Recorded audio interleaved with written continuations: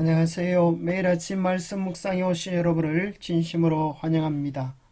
10월 17일 무덤의 권세로부터 오늘은 시편 49편을 묵상합니다. 어리석은 자의 길은 어떠한가? 어리석은 자는 어디에 소망을 두고 사는가? 지혜로운 자는 어디에 소망을 두고 사는가? 오늘 우리에게 주는 교훈은 무엇인가? 어리석은 자의 길은 어떠한가? 시편 49편은 어리석은 자의 길과 지혜로운 자의 길을 이야기해 줍니다. 그러면서 어리석은 자를 이야기하기를 이렇게 논합니다. 자기 재산을 의지하면서 부유함을 뽐내는 자들을 내가 어찌 두려워하랴. 비록 부자라 해도 그들 가운데 어느 누구도 그 재물로 다른 사람의 생명을 건지지 못하겠고 심지어 자기 목숨값조차도 하나님께 치를 수 없으리라. 사람의 목숨값이라는 게 얼마나 비싼 것인데 어찌 재물로 그 값을 치를 수 있으랴. 땅을 차지하여 등기에 둠으로써 영원히 자기의 것으로 남을 줄 알고 또 자손 대대로 그 땅을 물려받게 될 줄 생각하지만 실상 그들이 영원히 묵을 곳은 오직 무덤뿐인 것을, 사람이 제 아무리 많은 재산을 차지하고 온갖 영화를 누려도 그것이 그리 오래가지 못하고 결국엔 미련한 짐승들과 마찬가지로 헛되이 죽고 말 것이라라고 어리석은 자들의 삶에 대하여 시편 49편은 이야기하고 있습니다. 시편 49편은 자기의 재물을 의지하고 부유함을 자랑하며 그들의 토지를 자기 이름으로 부르며 자기 자신들의 유익만을 위하여 사는 어리석은 자들이 가지고 있는 잘못된 확신에 관한 이야기를 합니다. 그들은 마치 자신의 집과 영광이 영원할 것인 양 착각하며 살아갑니다. 그러나 어리석은 자들은 그들의 영예가 사라지며 그들 또한 짐승들과 마찬가지로 한순간에 멸망하리라고 하는 사실을 잊고 있는 것입니다. 하나님께서 그의 생명을 취하시는 날 그가 가진 모든 것들이 삽시간에 주인이 바뀌어질 것을 말씀해 주고 계시는 것입니다. 그래서 시편 기자는 이야기합니다. 존귀의 자나 깨닫지 못하는 사람은 멸망하는 짐승 같도다. 참으로 사람이라고 하는 존귀한 존재로 우리를 창조하셨소. 하나님을 깨달아 알 수 있고 영혼을 바라볼 수 있고 자기 인생을 뒤돌아볼 수 있는 지각을 주셨음에도 불구하고 그것을 사용하여 영혼을 바라보지 못하고 현실적 필요에만 목매어 사는 가련한 영혼을 참으로 어리석은 짐승으로 묘사한 것입니다. 마치 도살의 날을 알지 못하고 살찌는 돼지와 같다고 비유하고 있는 것입니다.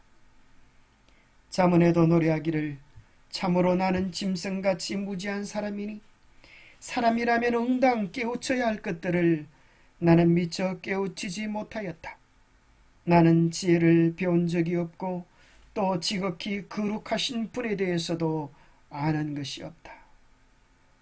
사람이면 응당 깨우쳐야 할 것들, 인생이 어디서 와서 어디로 가는지에 대한 것들, 죽음 너머의 영원한 세계에 대한 지혜를 배운 적도 없고 이 온 우주를 통치하시고 다스리시는 거룩한 분에 대하여 아는 것이 조금도 없다라고 탄식하고 있는 것입니다. 그렇다고 하면 지혜로운 자는 소망을 어디에 두고 사는 것입니까?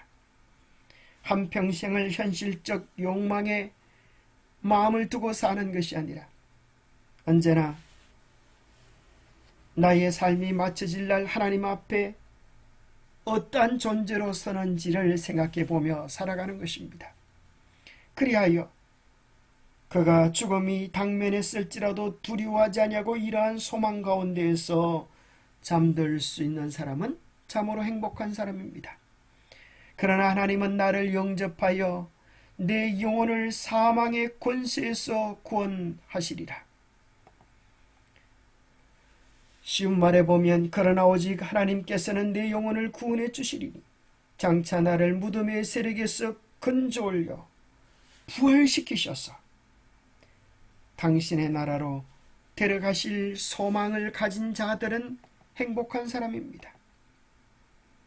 그래서 이 시브리서 11장에 보면 기라성 같은 위대한 믿음의 선조들을 소개하면서 그들의 삶의 특징을 이렇게 고백합니다.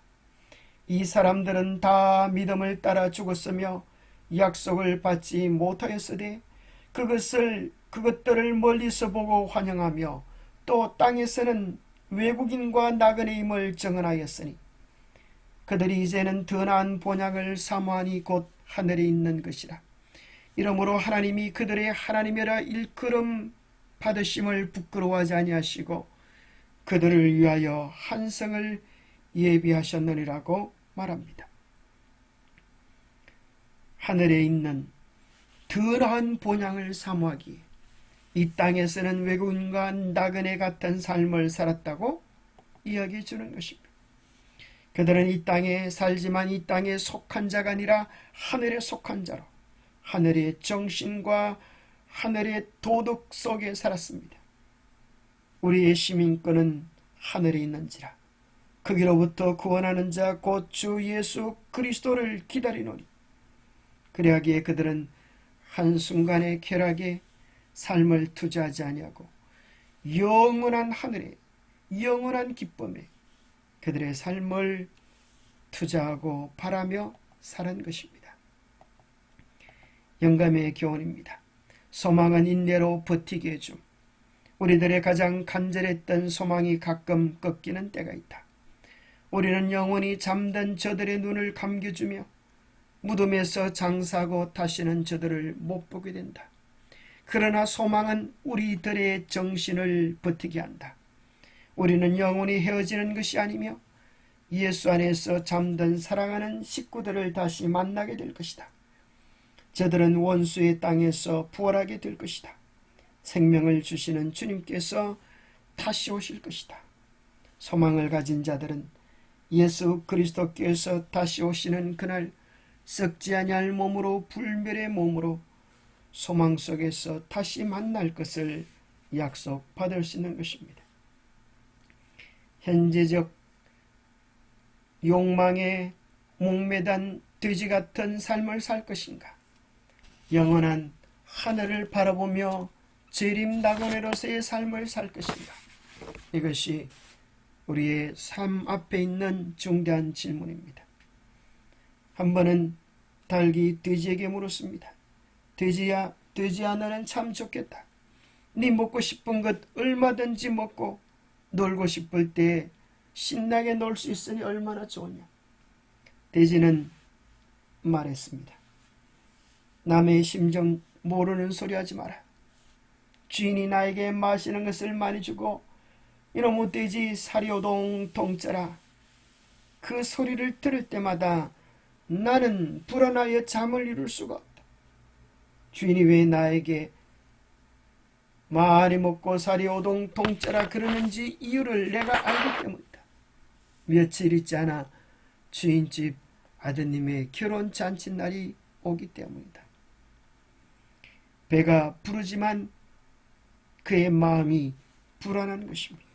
이 땅에서 죄를 짓고 이 땅의 순간적 쾌락을 탐하며 살아가는 인간의 삶은 돼지와 같이 도살의 날을 두려워하며 살아가지만 하늘을 바라보며 소망하는 자들은 영원한 소망을 마음에 품고 살아가게 되는 것입니다.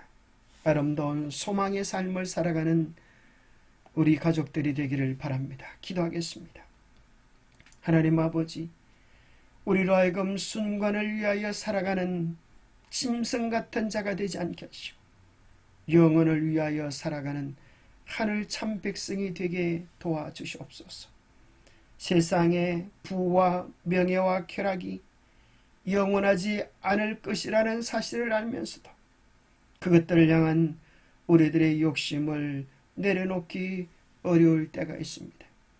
하나님, 참으로 우리의 인생이 어떻게 끝마칠지를 내다보는 안목을 가지게 하시고 하나님께서 주신 것들의 영원한 가치와 이 세상 모든 것들이 한순간에 사라질 헛됨을 깨닫게 도와주셔서 순간적인 것들에 순간의 관심을 두고 영원한 것들에 영원한 관심을 두며 살아가는 하늘 참 백성이 되게 하여 주시옵소서.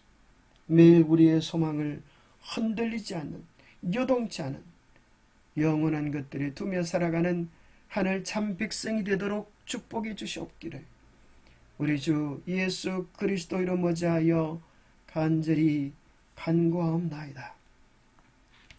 감사합니다.